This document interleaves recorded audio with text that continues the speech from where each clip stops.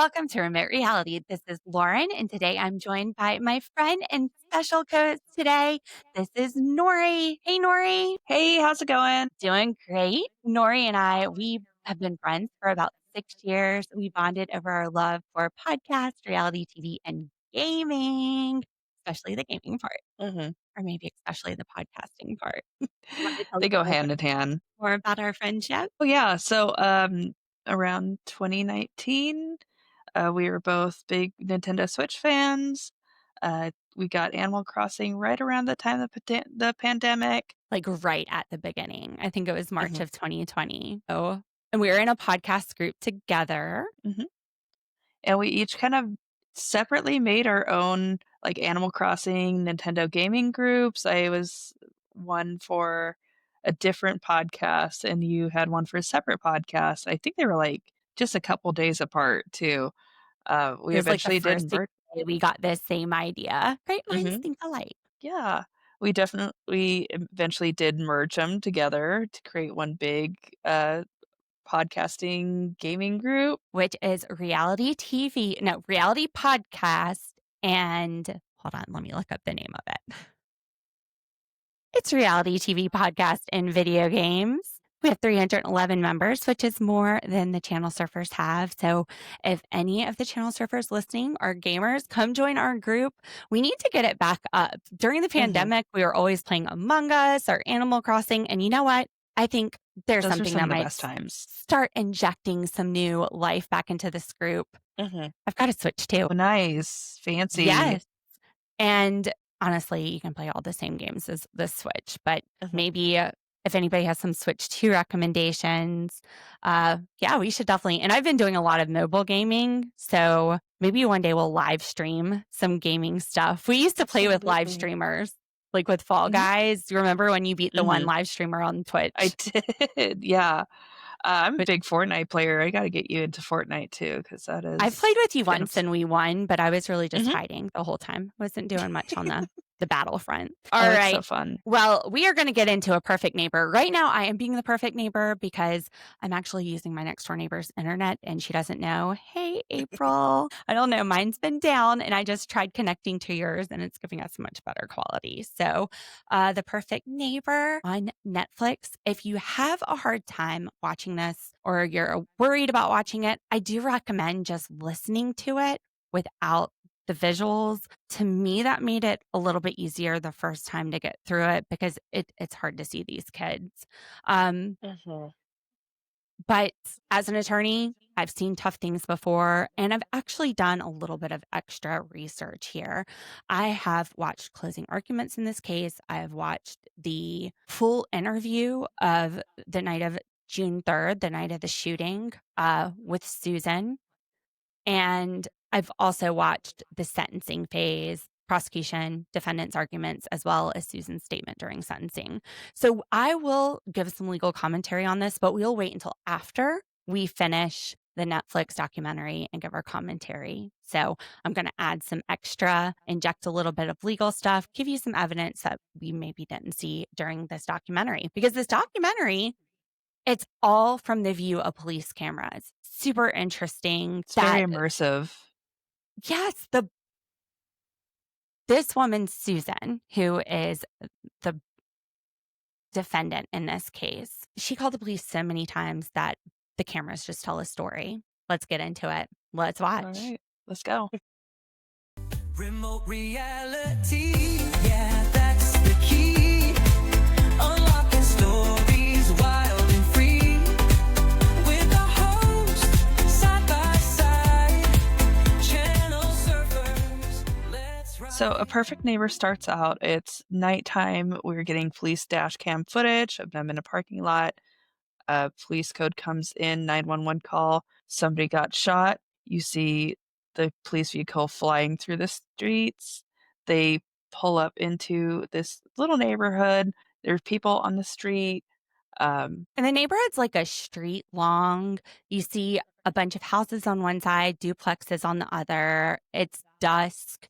And I was surprised how fast they got to the scene. They were very close Very by. much so, yeah. So we see the police pull up to this It's an apartment, but not what you would typically think of an apartment building. They're kind of 3 homes Duplex, next to each other. Yeah, kind of duplex. They go triplex. They go three triplex. ways. You see them rush up to the porch of this home, and guns are drawn.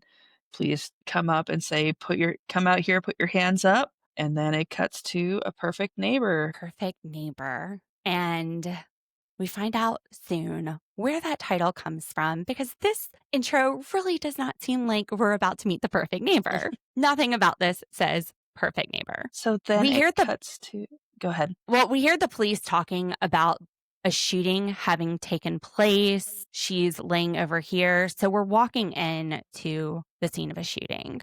And then when we start off, we go to a new scene. So we're told that this happened. The first scene was June 3rd of, I believe it was 2023. When we come back from the intro scene, it's February 25th, 2022. And we've got a 097 in progress. I had to look that up. Like, I know 187 just from songs and stuff, but a 097 means they're pulling up to the scene. Basically, they're saying 097 in progress. We're just now getting here. We're back in this same neighborhood, and we're back on that same porch where we left off with the shooting. The woman who comes out of the house, the triplex, she said the lady across the street hit me with a sign, says something about pooping dogs. Did you catch what she was rambling about? Yeah, she's just said that the kids were playing in the empty lot and told them that she was going to call the police on them. She said the dogs are pooping everywhere. Says the parent hit her with a private property, no trespassing sign. And she also mentions that she's planning on moving. She's like, She after was this, thinking about buying that property, but now Uh-huh. after all this, she is not going to buy the property. Yeah, and she said that the lady across the street just like started coming at her, went and pulled this sign out of the ground and threw it at her. And then this woman, the police have come up, it's the middle of the day, come up to answer her call. She shows them the sign. She like picks up this sign out of a potted plant. The thing is flopping down when she picks it up. It's made out of not even like sturdy Amazon cardboard that you would Yeah. get your package in. This is like poster board. It looks like something that you can get from the like stationary part of the grocery store. Or You go to Lowe's looking for a screw or Uh-huh. a nail or someone to hammer it in. Uh-huh.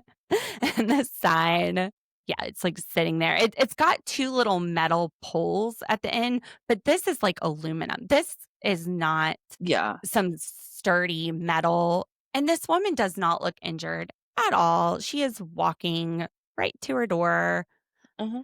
She's not complaining of like any cuts or bruises or anything like that. And the So I police, believe the next scene, they go and they talk to AJ across the street. Mhm. AJ, her name is Achika. We'll probably just refer to her as AJ, just so AJ. That's how we're not most of the mispronouncing friends anything. and Or neighbors refer Mhm. to her, Mhm. Ajika or AJ. Yeah, she says that Susan said you black people don't listen or something when talking to the police. We meet a couple of the other And neighbors Susan is too. the neighbor across the street. She identifies herself as Susan Lorincz. I think that's right. It has like a CZ at the end. So Mhm. it sounds like a Polish name. My mom, her main name ends in CZ. But anyway. Yeah, she says that Susan was yelling at AJ's kids who were playing in the lot across the street. And she said that's not even her lot. So she went and picked up the no trespassing sign. And she says, yeah, I threw it at her. I wasn't trying to hit her. I don't think I hit her, but she admits that she tossed this sign at her. Yeah. And then we start hearing from a couple of the other neighbors. Now, these neighbors, they're not talking.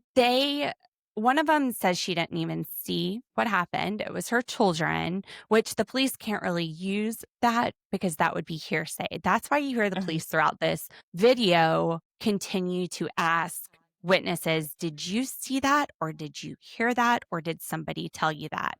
Because, for example, if that neighbor's kid came inside and told her, I just saw this happen, that would be objectionable in court. That is a statement made by someone else for the truth of the matter asserted. Her child, even though children are harder to ask questions to, and we see some of this in this video, you got to make sure that they know they're telling the truth.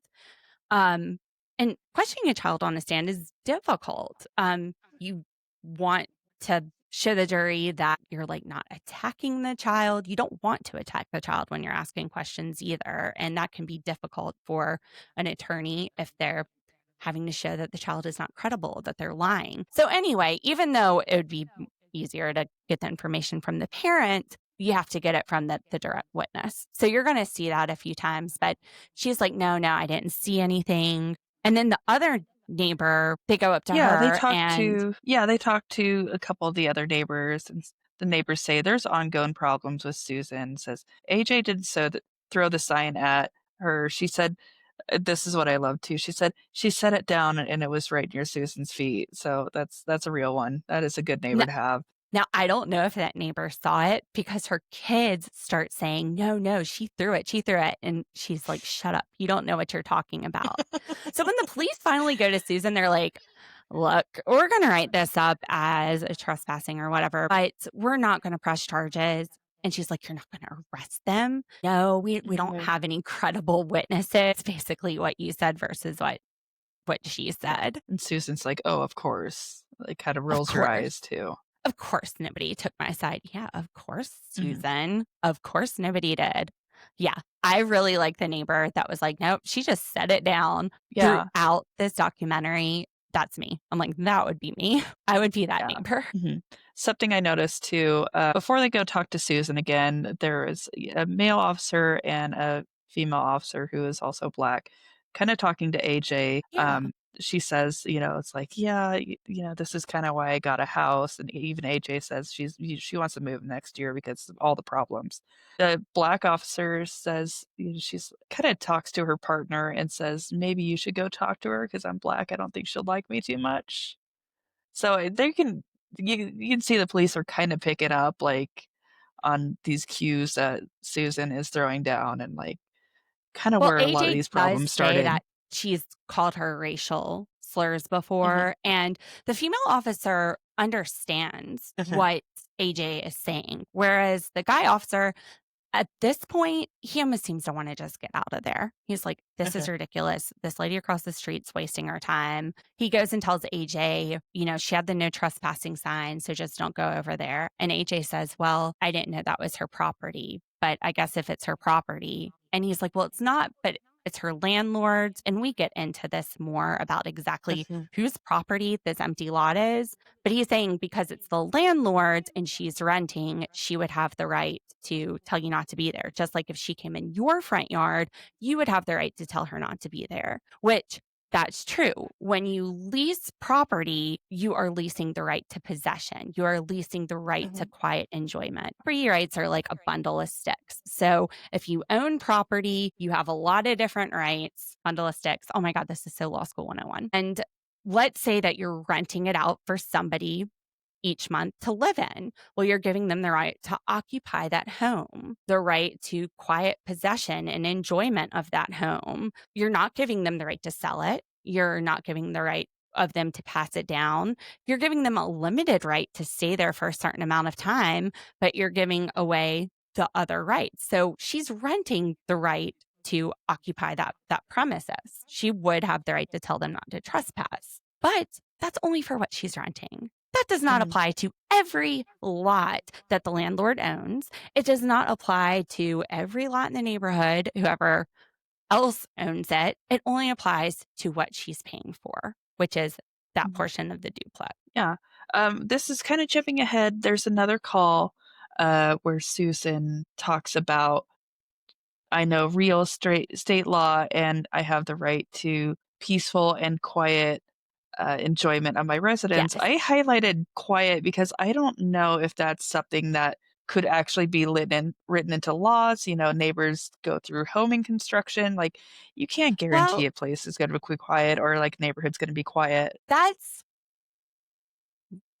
different.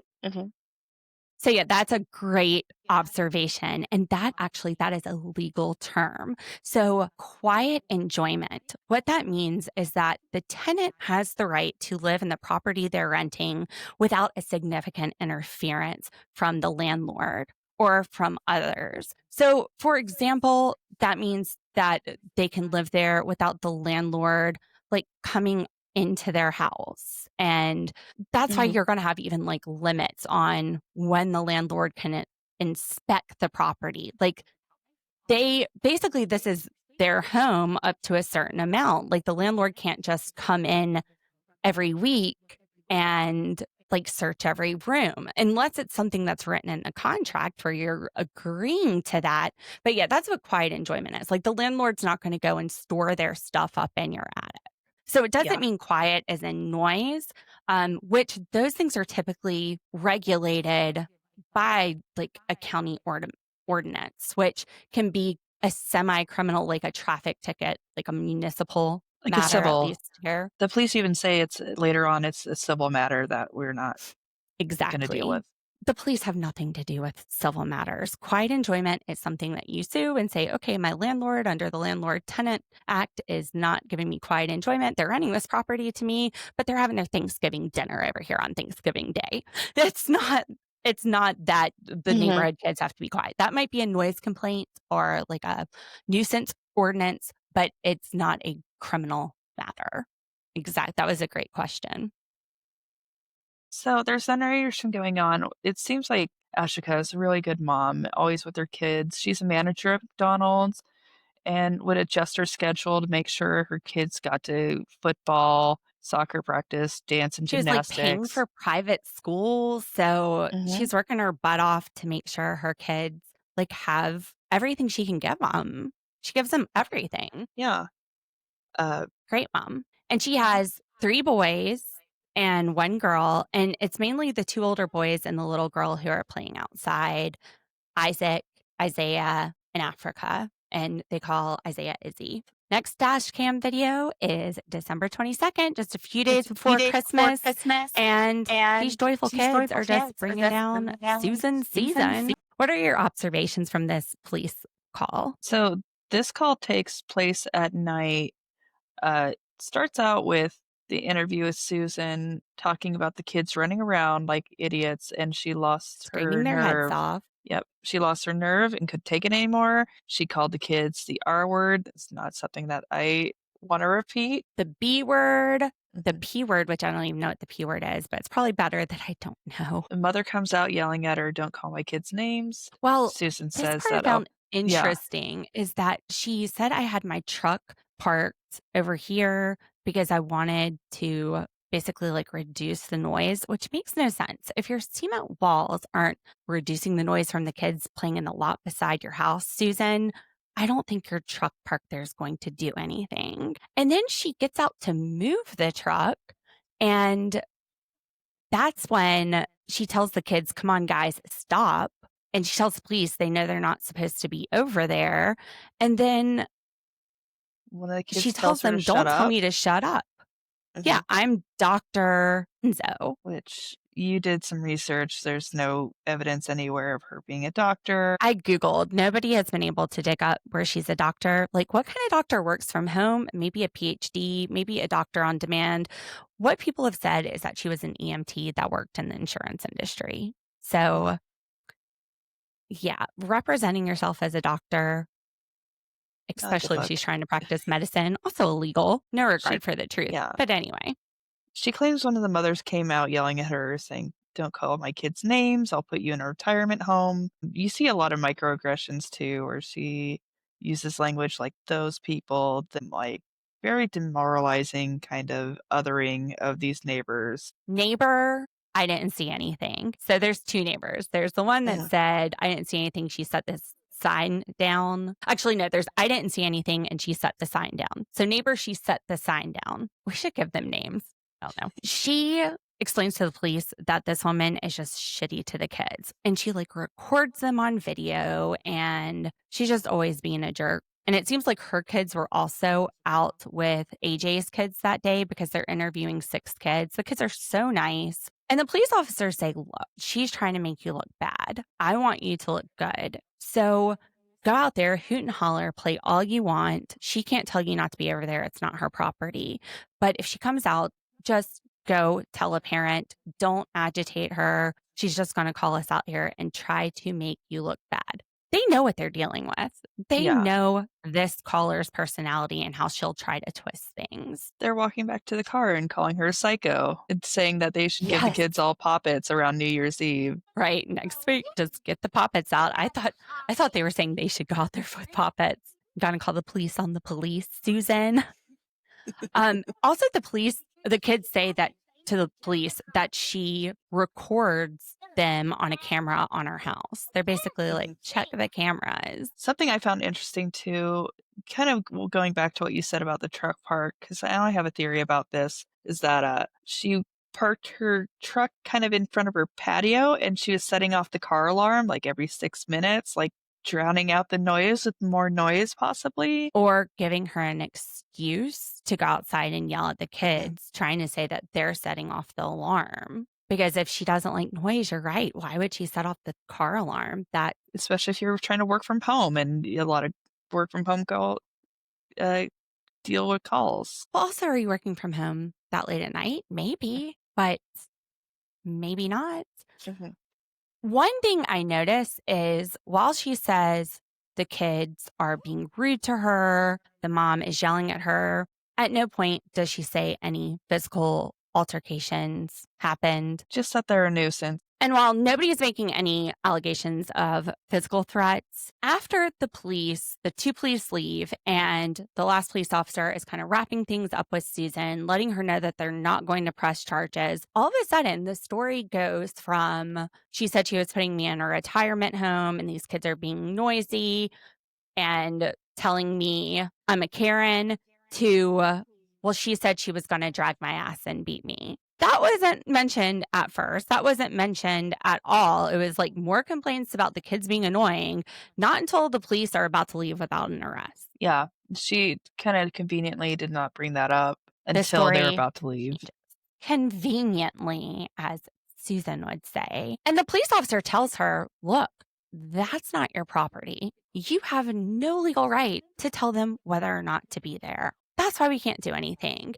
And we've told the children's mothers, if you and them have any issues, then they need to come over here and talk to you. They need to tell their parents. So we told the kids, if, not to talk back to you, to go let their parents know what the problem is. So at this point, the police are saying, this is their instructions. If you get an altercation with them, they're to tell their parent. The kids also said that Susan was coming at them aggressively and yelling at them. On the CV radio, police officers are saying that this is nonstop, called dispatch. Here, neighbors talking about how she revved her engine and went flying out of the neighborhood. And then we go to the night of March 14th, 2023. The police are talking to a guy that has, I guess, like a tow truck. It's some kind of enclosed area. I'm not quite sure the location. Who is the person they're talking to, though? It looks like a tow truck driver. Yeah, but he was complaining about a woman ramming his gate over and over. And he said someone was locked in. He's gotten calls before that someone was locked in, but there's apparently a number that somebody can call, to let him out. And they pull her license plate and say, okay, she lives right down the street. Turns out it's Susan. Yep. What's interesting is the cop goes up to the door, knocks, takes a very long time for Susan to answer. We kind of get glimpses of the real Susan throughout this, which I find interesting because I noticed she yelled out in a kind of shrill voice, 1 minute, be right there. And I feel like that's kind of closer to the real Susan that her neighbors are seeing and not the person that she kind of puts on when the police are talking to her. But go ahead. This has a lot of similarities to the night of the shooting. However, it's not related to the shooting. I don't know that this is dash cam video that was shown in court.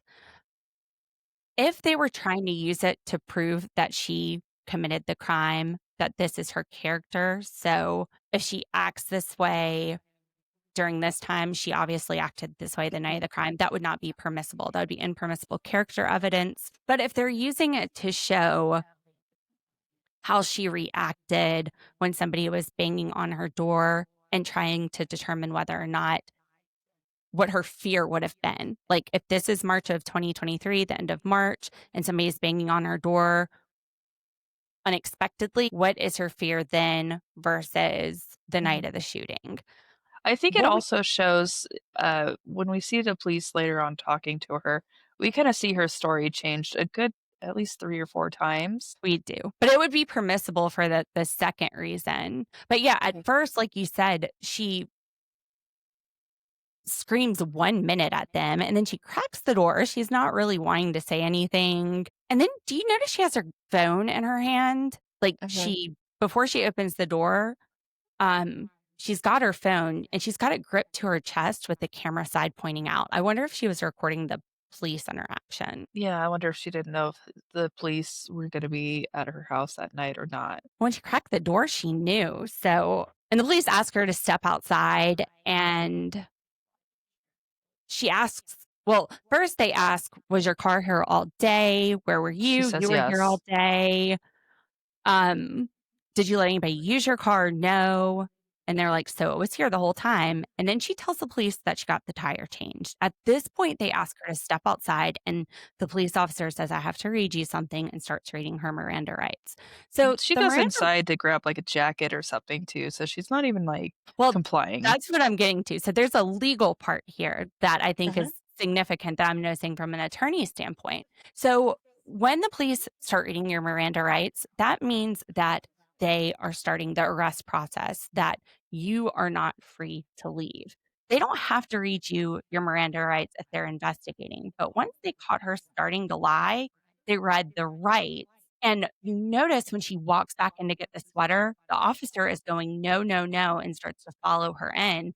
Because at that point, I don't think he was necessarily going to let her off the hook and be free to leave. Yeah, I just thought it was interesting. A cop kind of following at her in to read the Miranda rights to her and just making sure that every little bit of that she heard and she responded to. But she's not being cooperative. She goes in to get something. I get it if you're cold, you need to get something, but she's not listening to the police when the officer's telling her, no, no, no. She's not asking to go get it first.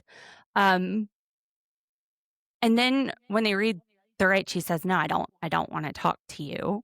And that's when the police says, all right, we'll go do a lineup with the guy who saw it. I'll come back and get it. And then she decides she wants to talk. But I think the police officer was very smart here to say, no, I'm not going to talk to you, because anything that comes in after those rights are read and she has requested an attorney, there could be an argument that that will be not admissible. However, it just kind of depends on the jurisdiction, but she did voluntarily start giving information. It wasn't police interrogation at that point. It clearly wasn't, because he said, I'm not going to ask you questions. And she just started volunteering that she was raped at a young age and beaten. And she thought because she was locked in the gate that this guy was going to hurt her. So similar to the night in question, you have somebody beating at her door. How does she react? Well, she does kind of crack the door open, but she also yells at the police and she's not cooperative. And she says she doesn't want to talk. Night of the shooting, she says she don't want to talk. Somebody's banging at her door. Did she call the police that night? This night, she doesn't even know who's banging at her door. And her first reaction isn't to call the police. She answers the door. So how afraid is she? This is also somebody she doesn't know or expect to be banging at her door. And then she doesn't immediately say she was in fear for her life. She says she doesn't want to talk to the police, which you can't take as her being guilty. But it's not until the police are talking about arresting her, when she realizes she might be in trouble, that she starts making up a story about being in fear for her safety, for her bodily safety. She starts making a self-defense claim. What irritated me too is the cop says, I'm going to go back and talk to the, gate owner because you rammed his gate and you damaged his property. And she goes, well, my truck was damaged too. Like, whose fault is that, Susan? So I think it just kind of. We see an April 25th call where Susan is using racial slurs against the children. The children tell the police officers she is telling us we're like trying to steal her car.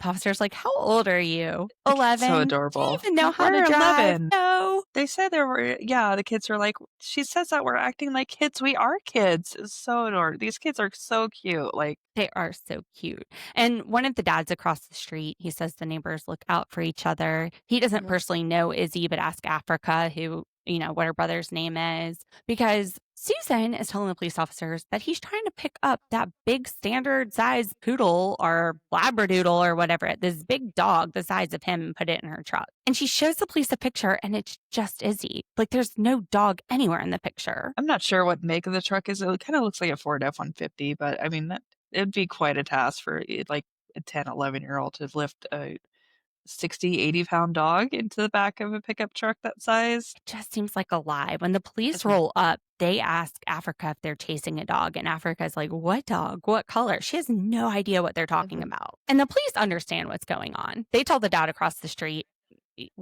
We know. We've been here before." He's like, "Yeah, she calls about twice a week." And then you see the officer going up to kind of give the rundown to Susan, and Susan starts bringing up that the mom threw the sign at her like 8, 9 months ago because, okay, the police obviously aren't arresting the kids for trying to put She's a not dog getting in the my results truck. that she wants, so she's trying to throw whatever sticks or would might stick. Exactly. And it's not sticking. Now, one thing I noticed, April 2023, Susan, it's a little late to have your Santa being pulled by a poodle decoration on your porch. What the heck? What the heck? What? Mhm. This dog hater of poodles has a poodle pulling Santa year round on her porch, apparently.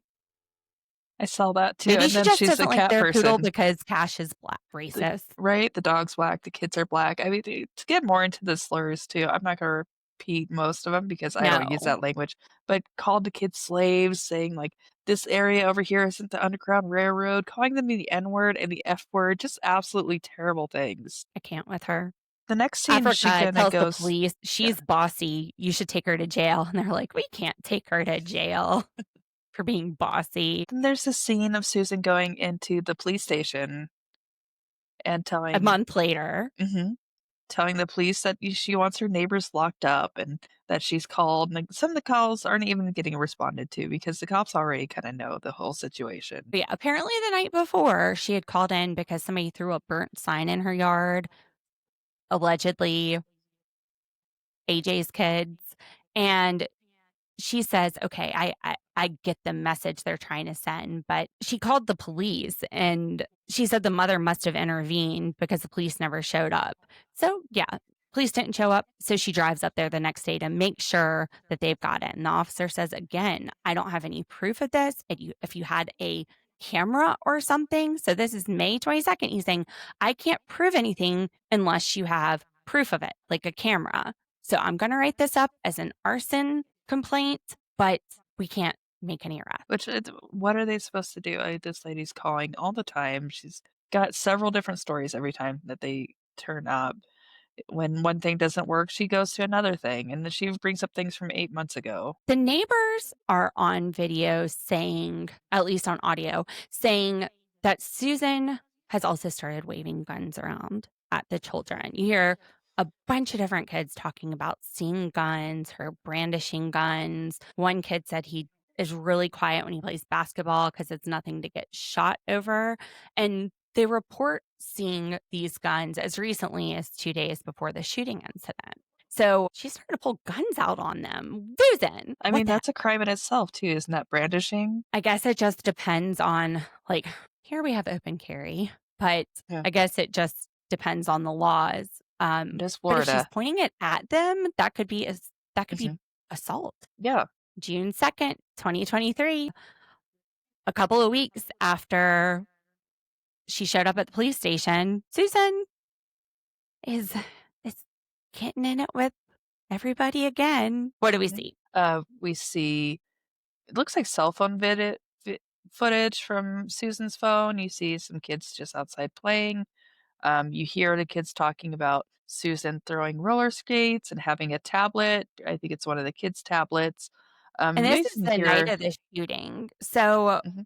she was taking video. She was taking them of the kids playing in the yard next door. She took a picture of the roller skates and grass. So it wasn't like on her porch or anything if it was in her yard. It looked like it was out in the middle of the field, maybe close to the no trespassing sign, but It kinda looks and like some of those no trespassing signs have moved out a little bit further too, because we had that interview with the apartment owner where he was talking about the property line was very small, like, it seems like maybe a foot or 2 out from the walkway up to her porch? it does. And then you see a child or children walking by the signs like they're on their way home, and you see another kid in his front yard. She's shooting from across the street, riding around on a scooter. So this is all the night of the shooting. Um, and what the one kid said, this was after the fact where the police are interviewing, asking what happened after the incident, that he saw roller skates flying at Izzy. And Izzy said that she had his tablet, and then he saw her swinging an umbrella at the kid. Yeah, that was pretty much it. One sec. And this child that's being interviewed also says that he heard one of the sons say, Izzy, go get mom. So Israel say that. Now, some people might say, well, is that hearsay for him to say, Israel said, go get mom? The answer would be no. Hearsay is a statement made for the truth of the matter asserted. They're not using the statement, go get mom, to prove that Izzy went to get his mom. The fact that his mom shows up dead in the neighbor's yard across the street is proof of that. So it's not a statement being made to prove that. It's a statement to show that out loud in front of Susan, the kids acknowledged they were going to get their mother. So it's to show her knowledge at the time of the shooting. So that, again, wouldn't be hearsay. We get Susan's first 911 call where she tells the police that the kids are trespassing, they're being obnoxious, and they said they're going to beat me up, and I'm scared. An officer said, are there weapons? She said no.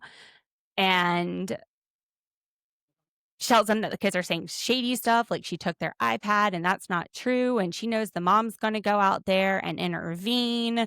And the officer said, okay, go inside, lock the doors. We're on the way. If anything changes, let us know. Do you want an officer to call you? Yes. So when she makes this call and she says, yes, I want an officer to call, don't you think she'd hold on to her phone for that call? Yeah, absolutely. And in this call too, she says that, like, she threw the kids' skates that were, like, in the yard. She said she tossed it at him Mhm. out of her yard. Said, "I'm sick of these kids." The cop told her to avoid the people and keep locked, and the cops asked if they wanted, the contact when they were there, and she said yes. They also said call back if anything changes, which we hear the neighbors saying that Izzy's mom got mad, walked over to the lady's house, was banging on the glass door, and then she was banging on the regular door and saying, let me in. And the knocking was louder and louder. And then they heard a shot. And you Mhm, see Izzy running to the neighbor's porch. Neighbor had finished smoking a cigarette. If you look in the background, you can actually see a flashlight, like somebody's in the yard where the kids play. And then you see somebody kind of walk over toward the patio and back. Because I believe this is the neighbor that's across the street from Susan. And it's her door cam. But mhm, it said they heard two knocks and then a bang. And then call 911. Karen shot my mom. mhm. And they Susan said she was calls screaming 911 at the kids back. outside, and then they heard the gunshot. Mhm.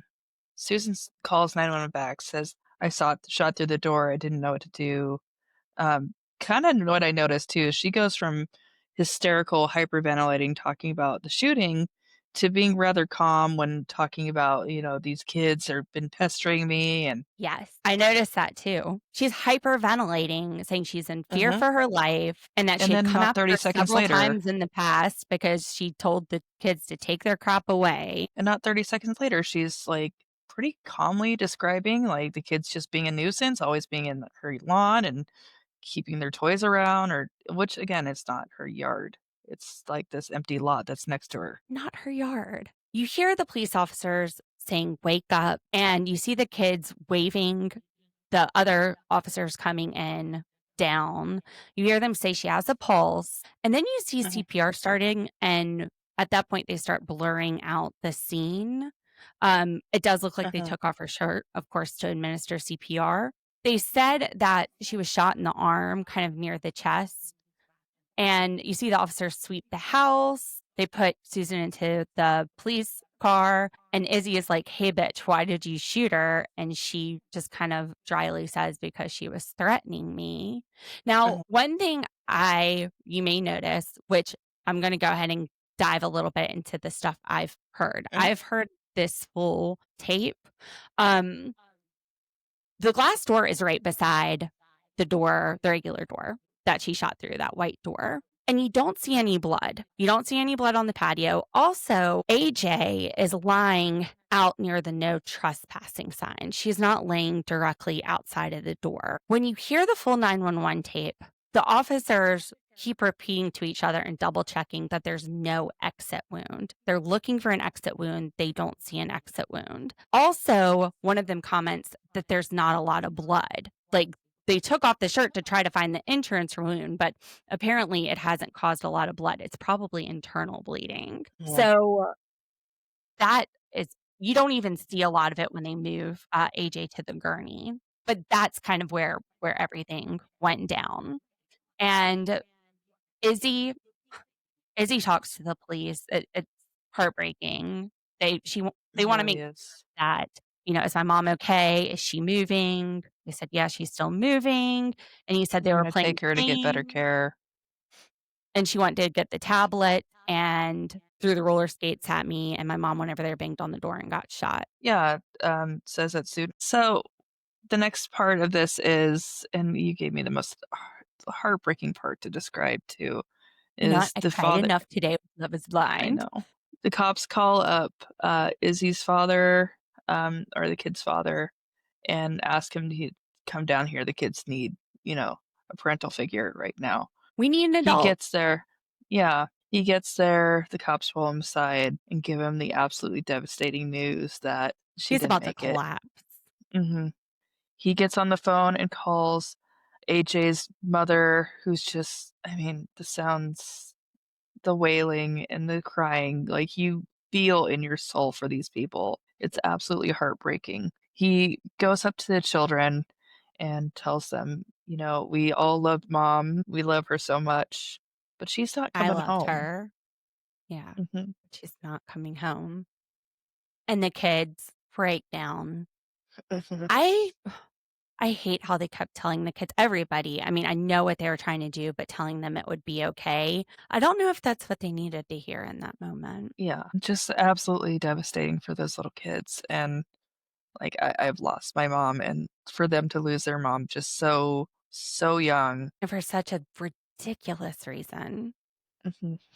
For no reason. For absolutely no reason. She was behind, and they get into this later with the court case, but, Susan was behind a locked door.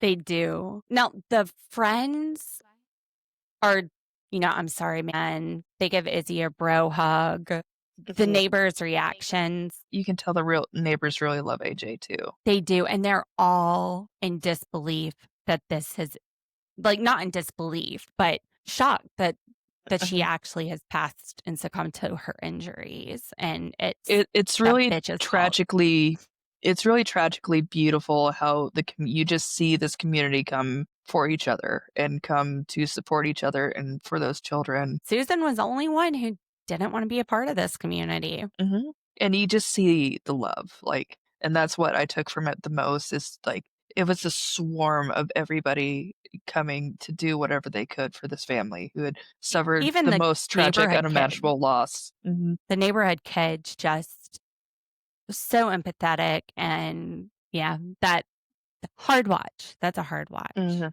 The interview on July 3rd, I've actually watched this full interview and we'll talk about this just a little bit. But the officers say that they are getting her side of the statements. And she starts with that the kids are running around. She has a headache. She goes to lay down. She hears the noise. She comes back out and tells them they're trespassing and they need to go home. And then they said, well, we're going to go tell our mom. And she's like, go ahead, get your mom. Go tell your mom. I don't care. I don't care. Now, if somebody made you so afraid you feared for your life, would you tell the kids to go tell their mom to come over? Or would you maybe try to de escalate the situation? There's conflicting reports kind of with the witnesses. Some of the witnesses say that she was banging on the glass or she was banging on the door. Some people say that there were 2 knocks and then a loud bang.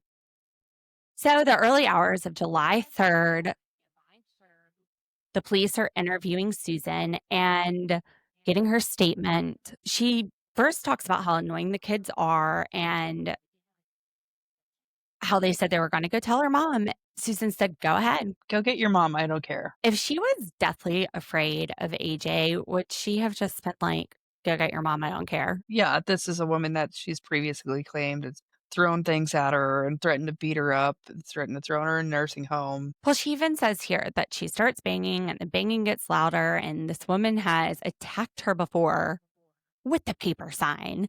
And it just keeps getting worse and worse. And she was afraid for her life. So she grabbed the gun and shot through the door. Now, there are a few interesting things I think stick out in this interview. Is Mhm. there anything that you want to say first? Because we may have found the Yeah. stuff. So she talks about the banging on her door, and she goes to the bathroom, or she was in the bathroom, and there's banging on the door, and then she says, You need to leave." And then talks about the banging being so loud that it's shaking her picture, shaking her mirror. And she says, um, "You really need to leave. Like, is this through the door?" Like, Well, she did shoot through the door. mhm. And she said she was afraid that AJ was going to kill her. Said that she didn't know what to do. The cops asked her how long the banging was. She said it could have been minutes, it could have been seconds. She mentioned going, to the bathroom during that part or trying to find her phone. And the officer said, "Well, you just had called 911. Didn't you have your phone?" Mhm. And she said she There's a didn't know lot of where it was, which Yeah, to there's me, a lot it's of like, inconsistencies even in this very first interview. you made a call. You don't know where your phone is, but you know where your gun is.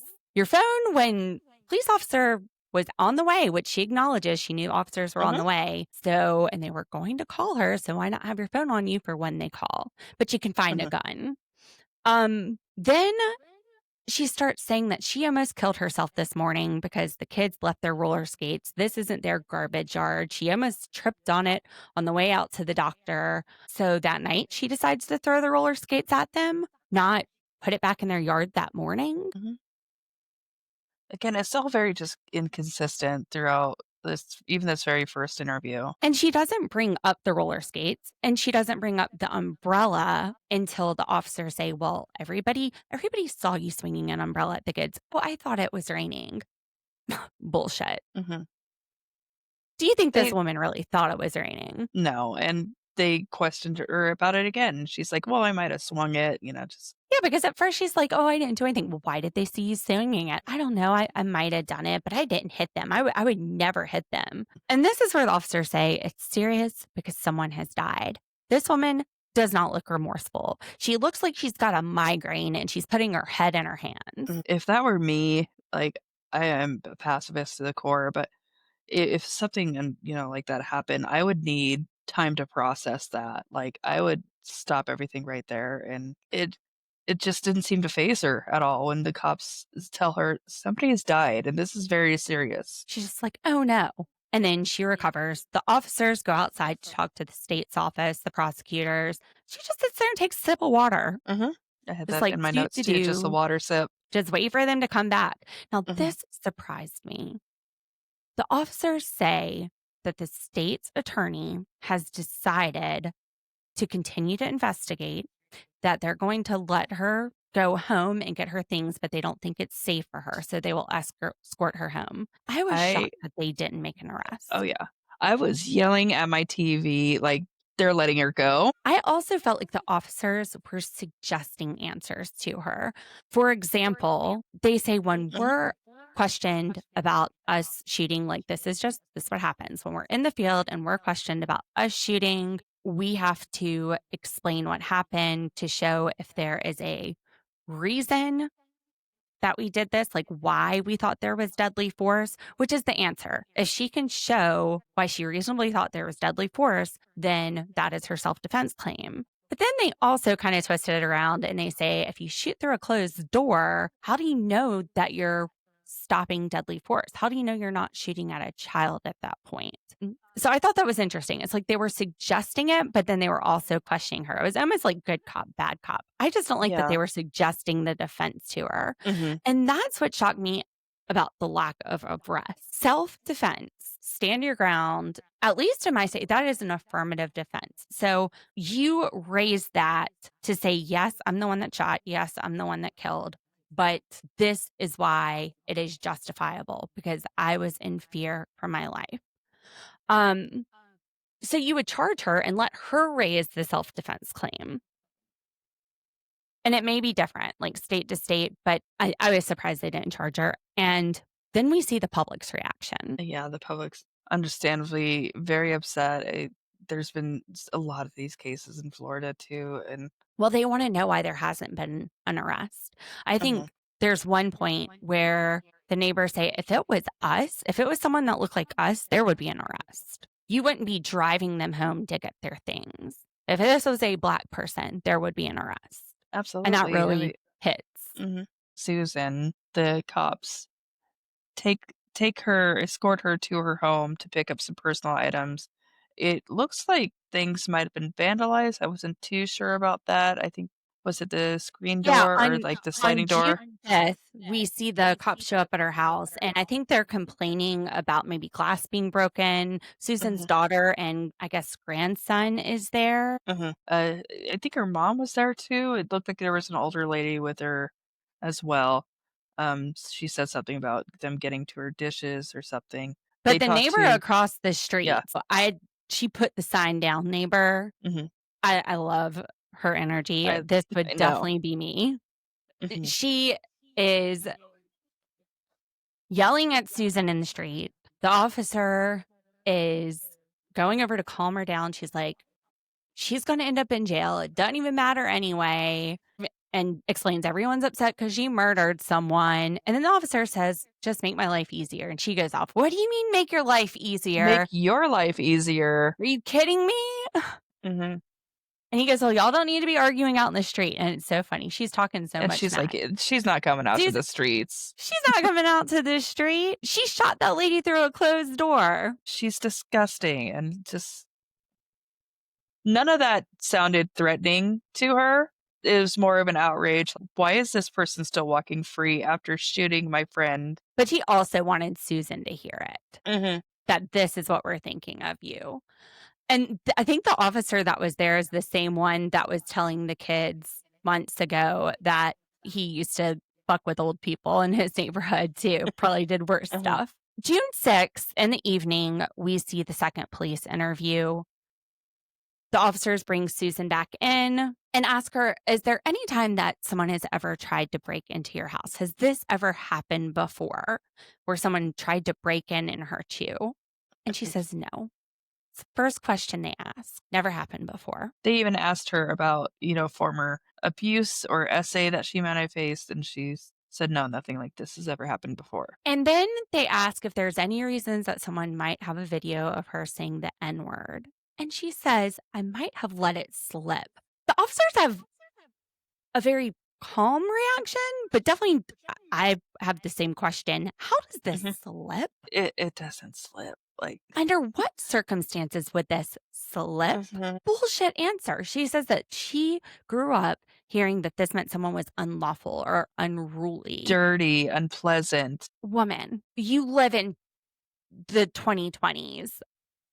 Learn, educate yourself. She knows better. Yeah, but you're not born racist. Racism is taught, and, she's saying that it's like, "Oh, well, I was taught that this word means unpleasant and rude," But which I had some we live racist in a people. society where you should know Mhm, better. I mean, on all accounts, this woman probably is mhm. living under a rock. She kind of seems like a troll living under a bridge, to be honest. Yeah, absolutely. But she continues with this. I was afraid for my life. I'm pounding on the door, or she's pounding on the door. I thought she was going to break the door down. It was an extended period of time. So then the officers start asking her about the time frame. Every call is logged onto 911. And between the time you got off the first call and the time that you got onto the second call, time you got off the first call from knowing the cops are coming and telling them, kids' noise Yeah. complaints, to the time that you call back and tell you've shot her, how much time has elapsed? Susan says maybe 10 minutes. The officers say, well, that's not what the records show. It shows about 2 minutes. Yeah. Now, A lot of this doesn't make sense with her statement too, because, she was in the bathroom, she was in the kitchen looking for her phone, the gun that was used, what came from her bedroom or ended up in her bedroom somehow. It's a very inconsistent, narrative all around. 2 minutes. That's a short amount of time for everything to Mhm. happen. Right. Why does she go and wash her hands? So she hears banging on the door. The banging stops for a second. She goes to wash her hands, and then the banging gets louder and she can't find her phone. So she gets a gun. Why did Mhm. she wash her hands? That part made no sense to me. She rambles off and doesn't answer that. She's like, because I thought she was going to kill me. I wonder if she washed her hands afterwards so that there wouldn't be To get the gunpowder. gun residue or anything off of her, yeah. But then, she called and said that she shot her too, so like I said, a lot of it is just coming from a place of no sense. They ask Susan if she's ever heard of Stand Your Ground. She says yes. They ask her if they checked her devices, her phone, her computer, if they would see any recent searches for stand your ground laws, and she says no. She might have looked at it, I think she said, years ago with another Or case that something happened. happened in the news and she Mhm. looked it up. But she's saying, I didn't research this to get away with it. Now, I think the timing is a very strong argument.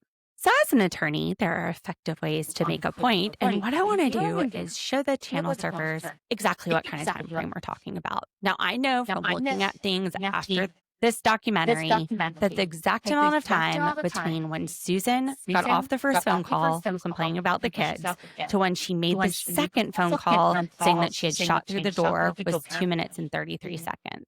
Nori and I have outlined the events of that night, and what we're going to do is play a song for 2 minutes and 33 seconds as we describe what happened, according to Susan, between the time she got off the first call and the time she made the second call.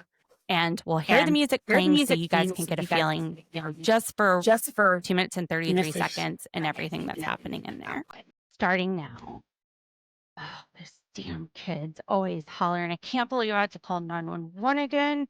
There is no peace in this neighborhood. They leave their damn toys all over the place. And who is it? What do you want? It's AJ. We need to talk about my boys. You've got their tablet. I don't have their tablet. Are you kidding me? You really need to leave. I'm not coming to my door. If you got a problem with me, go ahead and call the cops. I'm gonna wash my hands. I don't know what's going on out there, and this is just craziness. I'm so sick of dealing with this. Jeez. Susan, just talk to A, me. B, C, D, E, F. Just wash my hands. H, I gotta make sure I get all the germs off. L, M, N, O, Susan, P, just talk to me. Q, R, S, T, U, V, W, X, Y, and Z. All right, shut off my hands. Gonna deal with this bitch. My whole walls are shaking. Ugh. What is that? She's on my door now. Come out here, Susan.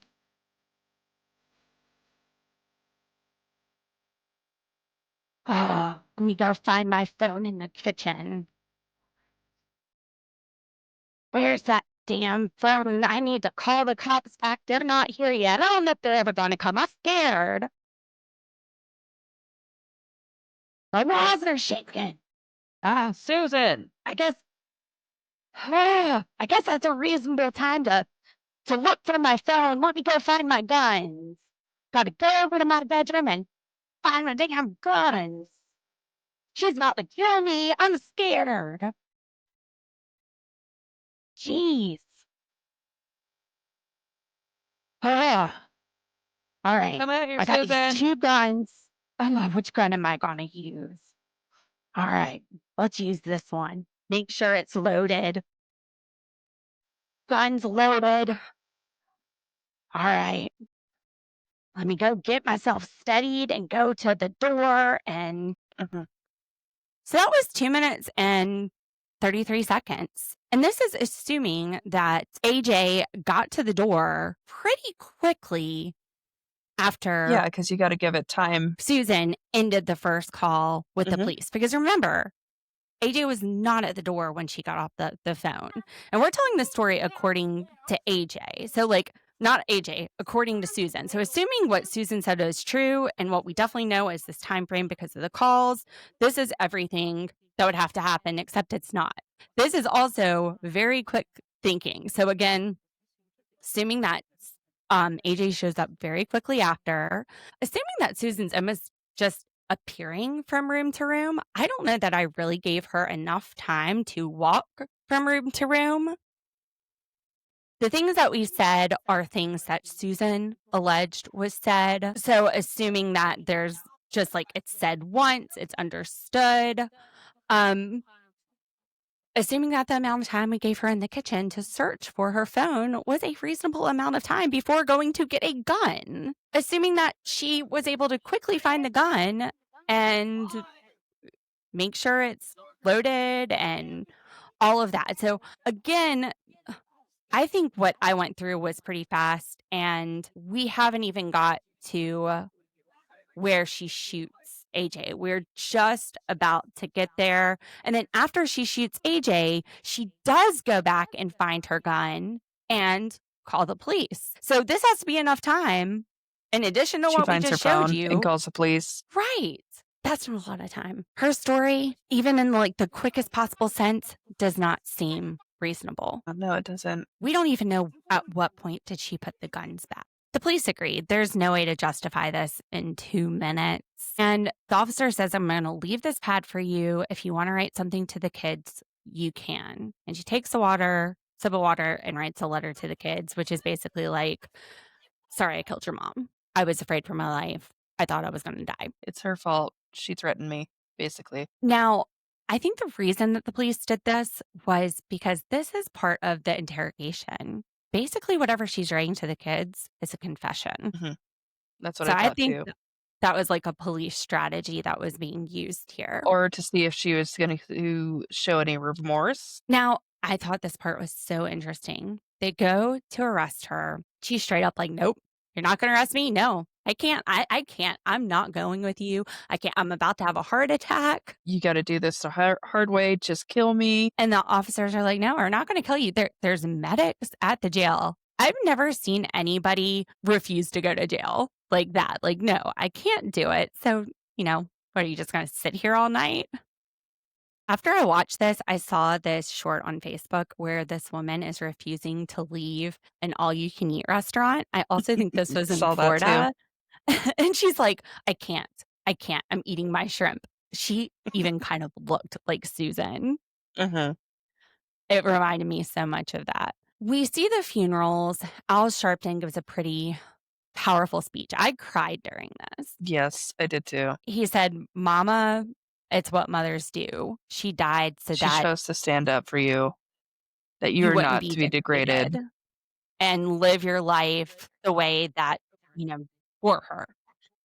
And he says that the night that this happened, he fell asleep in his aunt's car and he had a dream of his mom and she was an angel. I just lost it. Stand your ground. States have that rule, which what a stand your ground rule is that you don't have to retreat. So if you are in your home or if you're in a residence and somebody tries to come into the house, either threatening to hurt you in a deadly way, or commit a felony therein, and the felony can't be burglary, but to commit a felony therein, then you don't have to retreat. You don't have to run and jump out of a window to avoid them. You can stay in that residence and defend yourself. So, right before we get into the things that I found, let me just go over the couple of things that they tell us at the end of this case with the 6-minute clips of trial. Some of it's repeat, but what isn't repeated is that witnesses are testifying they never saw AJ reach for the handle of the door. They never heard her scream, "I'm going to kill you." A police officer testifies that she examined the door, and besides the bullet hole, there was no visible signs of any other damage to the door. For example, if AJ was sitting there banging on it, there was no sign that it was dented or anything like that. There were also 2 firearms in the trash in her bedroom. This is the first time we hear about 2 being there instead of 1, and that they were in the trash. And during the closing, I think there were powerful things on both sides. For the prosecution, they posed to the jury, was it reasonable to shoot through a closed, locked, and deadbolted metal door? And for the state, they gave this self-defense chart, which in any other case but this, I think would be persuasive. I'm usually very defense-minded. This entire case, though, I was thinking from the side of the prosecution. Now, that's the documentary. Let me tell you a few more things that I found out. So I have watched the sentencing, I've watched the closing arguments, I've watched the full interview. Couple of things that I want to point out from that. There were 2 guns in the trash. We know this.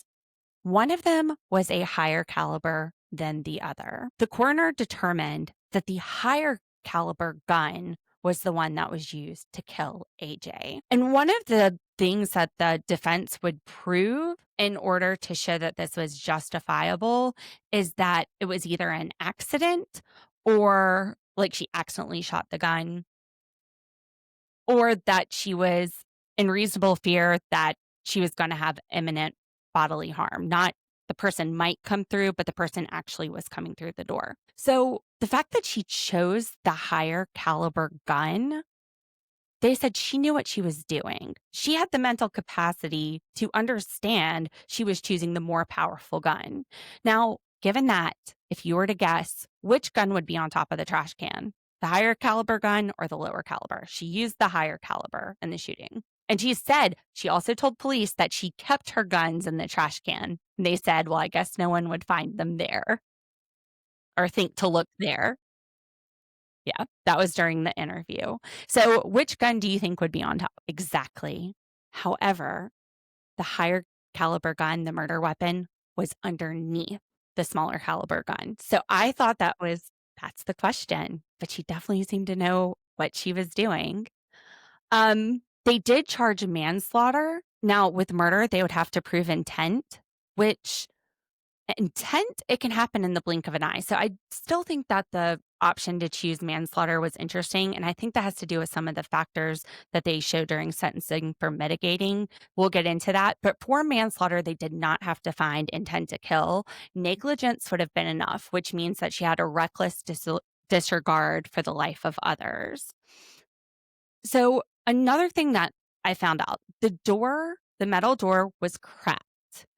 And this is what she was telling police, and that the landlord had, she says, jerry-rigged the door. He put some screws in to fix it, but that AJ had come over before and cracked the door frame. And 2 months before this happened, he also put a deadbolt in because she said she had a chair that she would keep up under the door handle. So he put the deadbolt in to help make that more secure. The landlord admitted that he made those repairs, but he said that the only thing left to do was some cosmetic things, that he had put wood putty in there, and this was a metal door, but the only thing left was cosmetic. Susan also was saying that, again, AJ broke the door, but she's like, she broke that metal door plate on the front. The police officer said, though, in the video, there were no signs of anything wrong with the door.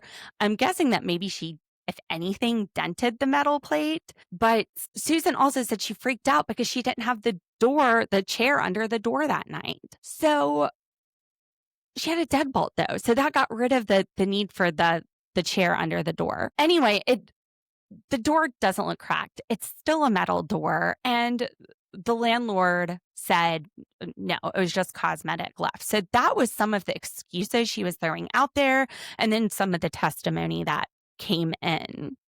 I think it's hard to say because one of the things they keep questioning and asking her is what she intended when she shot. Did she intend to hurt the other person or to scare them off? So you have to intend to kill for murder. And we'll get into that charge. Again, there were some mitigating factors that are brought up. Now, while she's in this interview, she also tells the investigators that she was afraid of AJ because of the sign incident, which happened 2 months before. That's when she put the deadbolt in.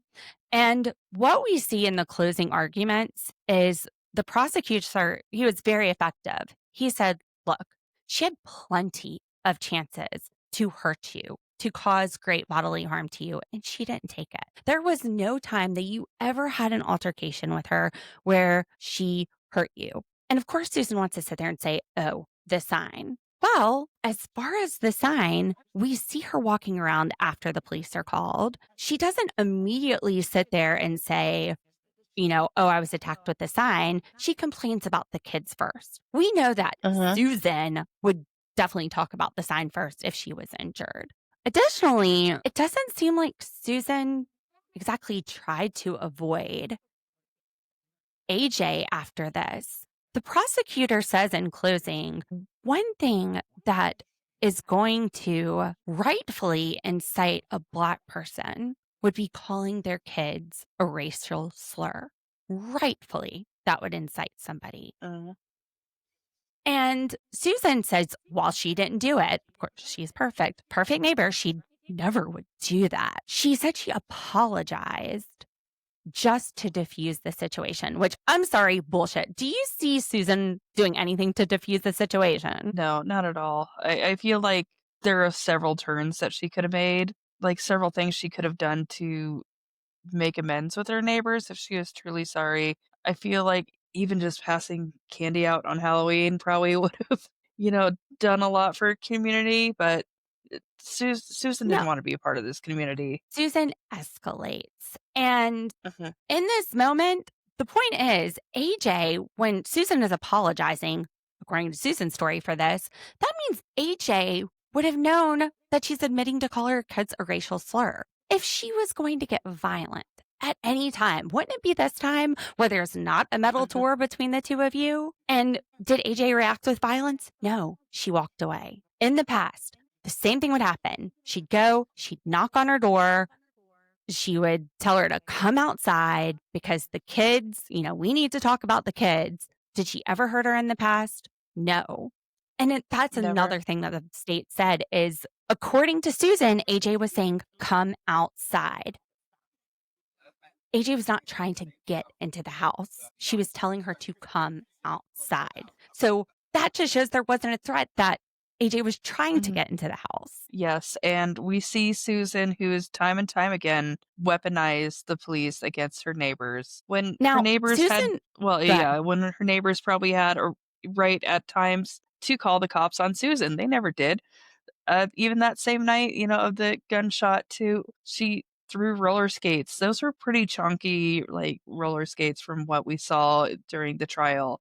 That could have had serious harm to a child if thrown directly at them or if it hit them, God forbid. Now, I get more of an idea, too, of the timeline from what I watched. So at 8:49, the photos that Susan had on her phone she took of the kids that night?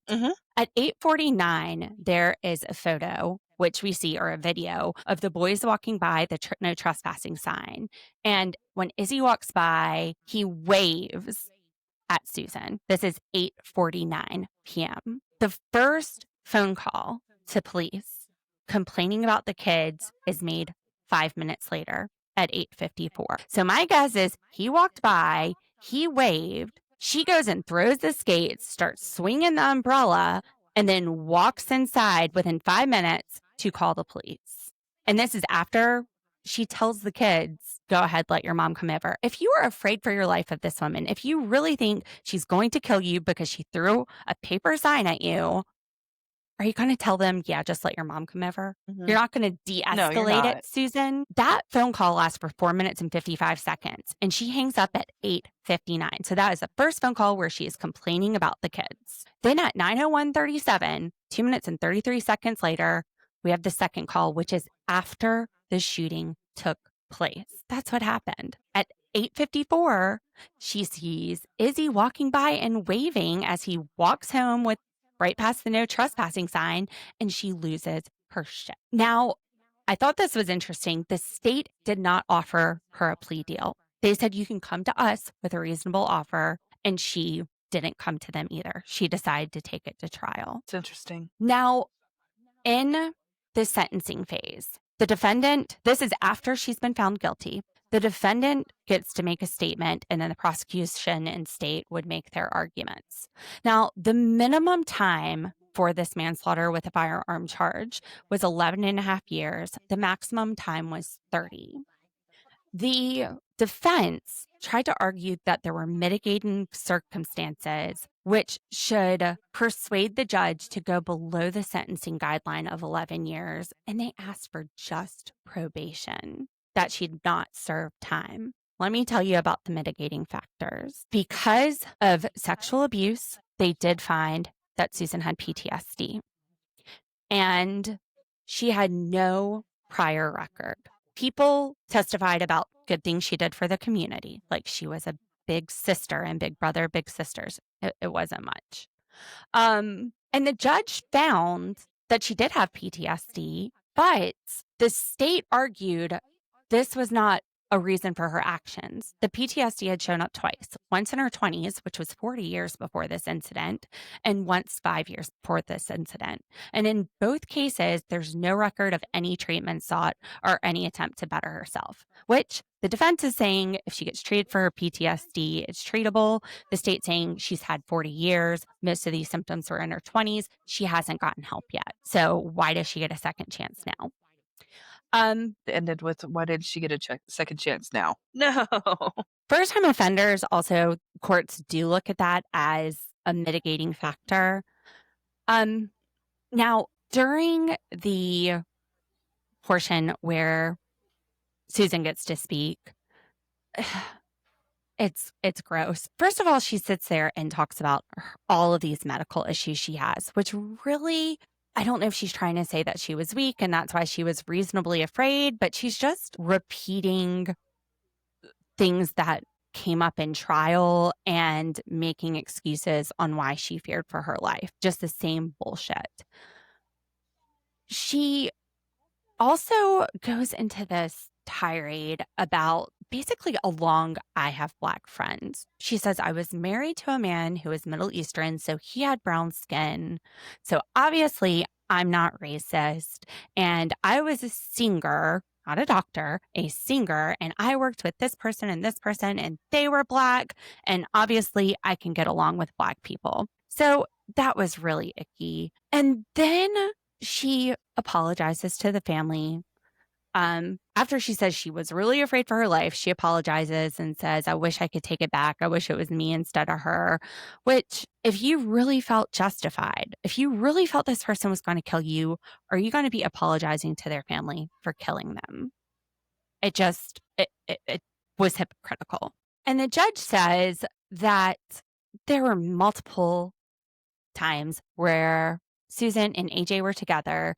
During these times, there was only one time that it got physical. And the one time that it got physical was AJ tossing a paper sign at Susan. Literally says she tossed a paper sign at you to show how ridiculous it is and how that wouldn't be enough for a reasonable person to fear for their life, which I thought was hilarious when he sat there and said, she tossed a paper sign at you. So he gives her 25 years. In Florida, they have to serve 85% of that, which ends up being about 20 years before she's eligible for parole.